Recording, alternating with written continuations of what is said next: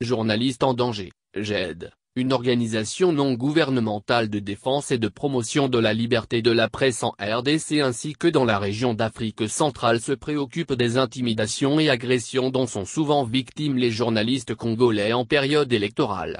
C'est ainsi que le secrétaire général de GED, Chivi Chivuadi, a annoncé le vendredi dernier la mise sur pied par son organisation d'un fonds d'assistance aux journalistes. Ce fonds permettra à GED de venir en aide aux journalistes en difficulté dans le cadre de l'exercice de son travail. Le journaliste concerné peut être délocalisé du coin où il se sent menacé. Ce fonds pourrait venir en aider à un journaliste ou technicien à s'acheter sa caméra ou un dictaphone endommagé par les agents de l'État en plein service.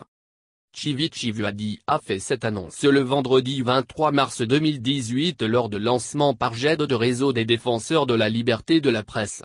En mettant sur pied ce réseau, GED vient de renforcer son réseau d'alerte pour la défense et la protection des journalistes.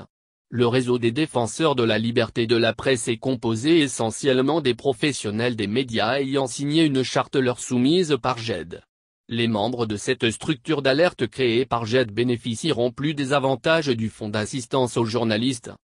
Cette année, le journaliste en danger totalise ses 20 ans de combat dans l'exercice de la liberté de la presse en RDC et dans la région d'Afrique centrale.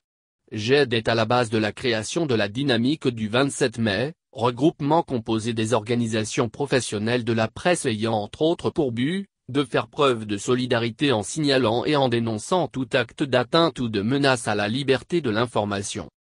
GED publie chaque année le rapport sur la liberté de la presse en RDC.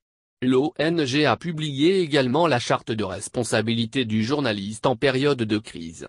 Il a lancé les campagnes sur la dépénalisation de délits de la presse, Engageons-nous, quand la liberté de la presse conduit en prison.